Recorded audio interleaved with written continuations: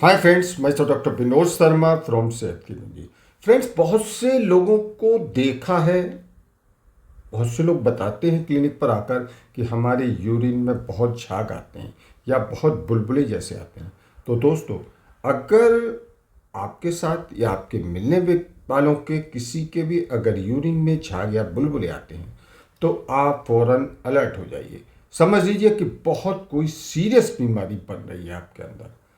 अब वो बहुत सीरियस बीमारियों में मैं अभी आपको बताऊंगा कि कितनी सारी बीमारियां, खतरनाक बीमारियां हो सकती हैं। तो दोस्तों, आप शुरू से लास्ट तक अगर ये वीडियो आप देखते रहेंगे तो आप सही से समझ पाएंगे कि यूरिन में झाग या बुलबुले आने से कौन कौन सी खतरनाक बीमारियां हो सकती हैं। तो दोस्तों देखिए, सबसे पहले मैं आपको बताऊं कि यूरिन में झाग या बुलबुले आने का मतलब है कि यूरिन में हमारे प्रोटीन आ रहा है। यूरिन में एल्बुमिन भी आ सकता है। एल्बुमिन भी एक तरह का प्रोटीन है। तो दोस्तों, ये प्रोटीन जो इतनी इम्पोर्टेंट चीज़ है हमारी बॉडी के लिए, और वो हमारे यूरिन से पास आउट हो रही है। यानी प्रोटीन का अगर मैं बात करूं आपको इसके यूज़ के बारे में, देखिए बालों की ग्रोथ से लेकर हड्डी और नाखून की ग्रोथ तक में काम आती है। बॉडी को सेल्स बनाने में, उनकी रिपेयरिंग करने में भी प्रोटीन का बहुत बड़ा रोल है। बॉडी को इन्फेक्शन से बचाती है, हमारी बॉडी को इम्यूनिटी डेवलप करती है, हार्ट को, लंग्स को, टिश्यूज़ को हेल्दी रखने में हेल्प करती है। इसके अलावा हमारे स्ट्रेस को कम करने में, बोन्स और मसल्स के कंस्ट्रक्शन में और उनको ताकत देने में, यानी कि बहुत सारे प्रोटीन का काम है। और वही प्रोटीन हमारी यूरिन से पास आउट हो रही है। तो अब मैं आपको बताऊं कि यूरिन से प्रोटीन निकलने का मतलब है कि हमारे शरीर में कौन कौन सी खतरनाक बीमारियां हो सकती हैं। तो वो मैं आपको बताऊं। देखिए, तो फ्रेंड देखिए, सबसे पहले तो है कि किडनी खराब हो सकती है। देखिए, किडनी के बारे में आपको बताएं कि जब ब्लड किडनी से गुजरता है तो किडनी काम की चीज़ों को तो स्टोर कर लेती है और जो बेकार की चीज़ है उनको यूरिन के थ्रू बाहर निकाल देती है। अब बेकार की चीज़ें जब यूरिन से बाहर निकल जाती हैं तो कई बार क्या होता है कि हमने जैसे प्रोटीन ज़्यादा ली, और प्रोटीन ज़्यादा लेने की वजह से क्या हुआ कि किडनी का काम है फिल्टर करने का। किडनी एक्स्ट्रा जो जितनी भी प्रोटीन है उसको तो फिल्टर कर देगी और जितनी बॉडी को ज़रूरत है उतना वो बॉडी में रख लेगी।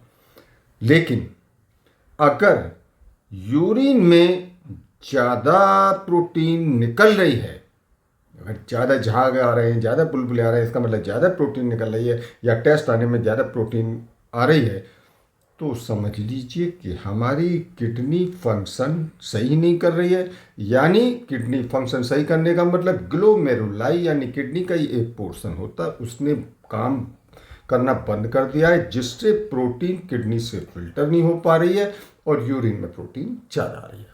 तो एक तो हो गया किडनी की खराबी की वजह से हमारे यूरिन में प्रोटीन आने लगती है और उसकी वजह से हमको झाग या बुलबुले दिखाई देने लगते हैं।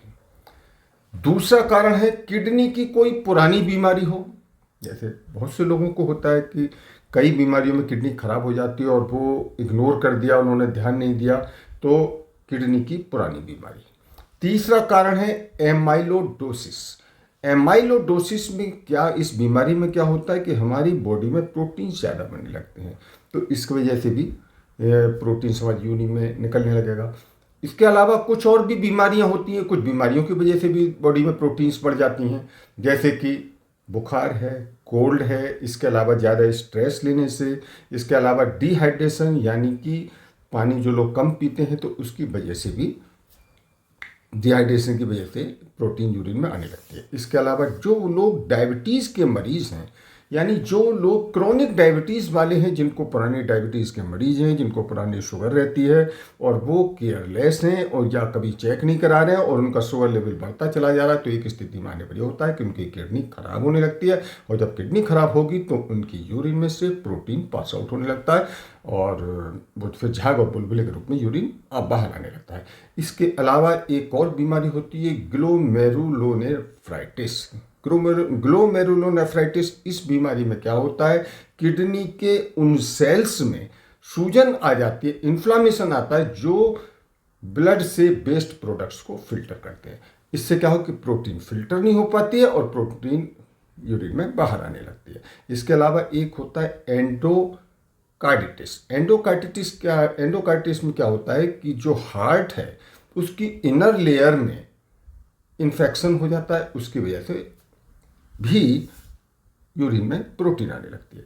इसके अलावा और भी बहुत सारी चीज़ें हैं जिनकी वजह से यूरिन में झाग या बुलबुले आने लगते हैं, जैसे कि बहुत सी हार्ट की बीमारियां हैं या हार्ट फेलियर होने की वजह से या हाई ब्लड प्रेशर में भी इस तरह की प्रोटीन यूरिन में आने लगती है। इसके अलावा रूमेटिक आर्थराइटिस है, मलेरिया है, नेफ्रोटिक सिंड्रोम्स है, प्रेगनेंसी में भी। तो इन सारी चीज़ों में, या एक लूपस डिजीज होती है, तो इनमें भी यूरिन से प्रोटीन आने लगती है। तो फ्रेंड्स, अब बात करें ट्रीटमेंट की। अगर किसी की यूरिन में प्रोटीन आ रही है, यानी झाग या बुलबुले आ रहे हैं, जैसे कि हम प्रोटीनूरिया बीमारी कहते हैं, तो अगर ऐसी स्थिति किसी की है तो उसके ट्रीटमेंट के लिए देखिए ऐसा कोई खास ट्रीटमेंट नहीं है। बस ट्रीटमेंट यही है कि जिस वजह से उसको ये प्रॉब्लम हो रही है हमें उसका ट्रीटमेंट करना है। जैसे कि किसी का अगर वेट ज़्यादा है तो वेट ज़्यादा में भी प्रोटीनूरिया की डिजीज हो जाती है, तो हमें वेट उसका रिड्यूस करना है, वेट कम करना होगा। इसके अलावा अगर कोई डायबिटीज़ का मरीज है और डायबिटीज़ की कंट्रोल में नहीं है तो उसको मेडिसिन देकर या इंसुलिन देकर उसका डायबिटीज़ कंट्रोल करेंगे तो यूरिन में प्रोटीन आना बंद हो जाएगी। इसके अलावा किसी का ब्लड प्रेशर बहुत हाई है, अगर ब्लड प्रेशर हाई है तो उसको डॉक्टर को चेक कराना चाहिए और डॉक्टर से कोई भी मेडिसिन ब्लड प्रेशर की खानी चाहिए। उससे ब्लड प्रेशर की मेडिसिन खाएगा तो उसकी यूरिन में प्रोटीन आने में भी सुधार हो जाएगा। इसके अलावा अपनी चेंज टू योर डाइट, अपनी डाइट में चेंज करना पड़ेगा। यानी डाइट में चेंज का मतलब यह है कि ऐसी चीज़ें खाएं जो कि, जैसे कि अगर किसी का फैट ज़्यादा है तो वेट लॉस वाली चीज़ें खानी चाहिए। इसके अलावा कोई ब्लड प्रेशर का मरीज है तो उसको नमक वगैरह इस तरह की चीज़ें नहीं खानी चाहिए। इसके अलावा जो लोग डायबिटीज़ के पेशेंट्स हैं, यानी जो शुगर के मरीज हैं, उनमें मीठा वगैरह इस तरह की चीज़ें ना खाएं जिससे कि उनकी शुगर बढ़े। इसके अलावा एक डायलिसिस लास्ट इलाज होता है कि अगर किसी को ग्लोमेरुलोनेफ्राइटिस की प्रॉब्लम है या किडनी फेलियर हो गई है तो उसको डायलिसिस कराना पड़ सकता है। तो अपने डॉक्टर से कंसल्ट करके इस तरह से ट्रीटमेंट जैसी ज़रूरत हो उस हिसाब से डॉक्टर आपको एडवाइस करेगा। तो दोस्तों, अब मेरी वीडियो यहीं एंड होती है। और मेरी वीडियो से रिलेटेड आपको कोई क्वेश्चन पूछना है तो आप मुझे कमेंट बॉक्स में जाकर पूछ सकते हैं। और दोस्तों, फर्स्ट टाइम आप हमारे चैनल पर आए हैं तो हमारे चैनल को सब्सक्राइब करें और जो बेल आइकॉन दिखाई दे रहा है इस बेल आइकॉन को क्लिक करें। तो ठीक है दोस्तों, मिलते हैं अगली वीडियो में, तब तक ओके बाय।